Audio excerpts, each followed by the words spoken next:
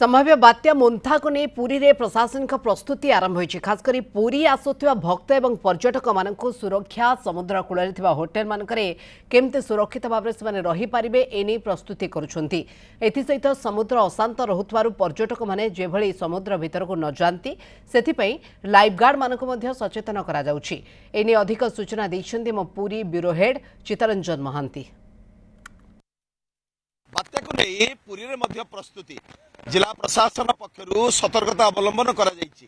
समस्त बात्या आश्रयस्थल ठारू आरंभ करी खालुआ अंचल किभଳି भाबरे जेनेरेटर व्यवस्था करा जाई, किभଳି पानी बाहर करा जिवा सहित एवं खालुआ अंचल किभଳି भाबरे लोकमाननकु उच्च स्थान को अणा जीव से व्यवस्था मध्य जिला प्रशासन पक्षरु करा जाउछि। एपटे होटल एसोसिएशन पक्षरु मध्य व्यापक प्रस्तुति होइछि। जदि पुरी प्रति विपद आसे ताले सेमाने मध्य पर्यटकों पई समस्त सूचना जारी करिवे।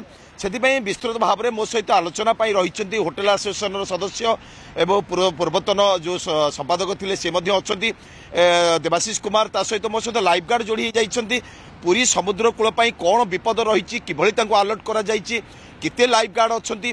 तो मु सर्वप्रथमे आसीबी देवाशीष कुमार को पाउकु।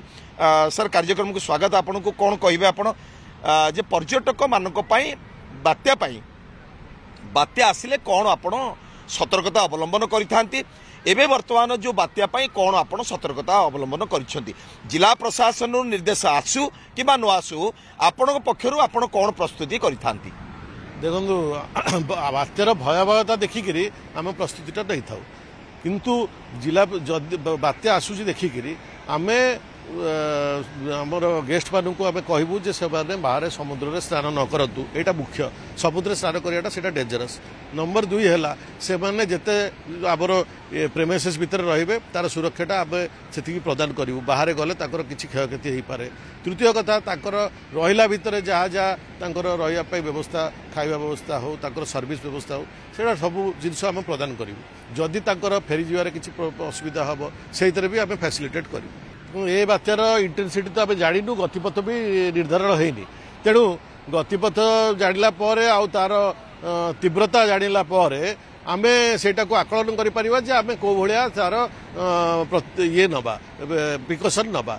मो सहित जड़े लाइफ गार्ड जोड़ी जाइछन्ती सीधा सड़क प्रतिक्रिया नबा तांकर ये बात्या को नहीं केते प्रस्तुति आपण मानक पक्षरु कोन जिला प्रशासन पक्षरु अलर्ट करा जाइछि, आपण मानक पक्षरु विशेषतः कोन रहिछि विशेष प्रस्तुति? एने तो वर्तमान सी बीच कंडीशन बहुत भल अच्छी, किसी चेंजेस नहीं।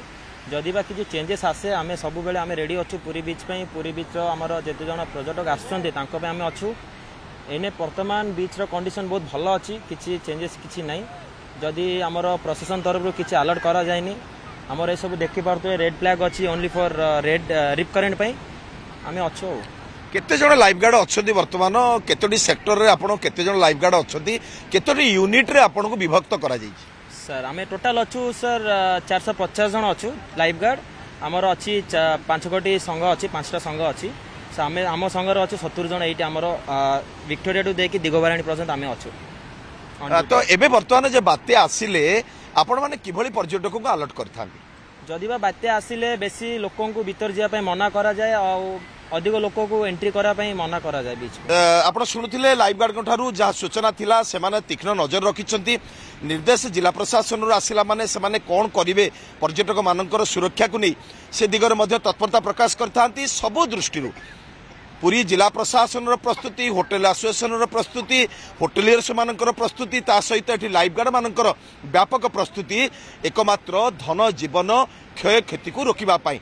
तेबे वर्तमान सुधा पुरी प्रति कौन विपद नथिबार सूचना आसीछि।